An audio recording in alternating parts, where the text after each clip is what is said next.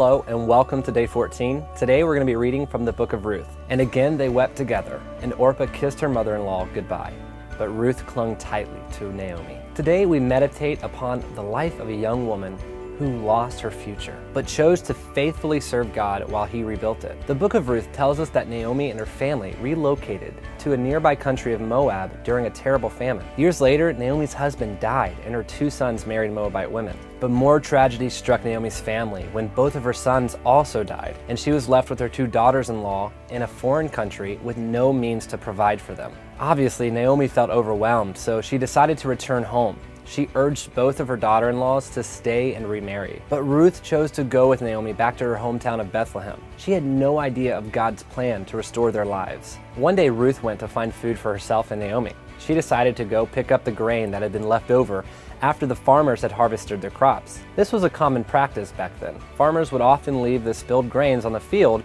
for the poor after the field had been harvested.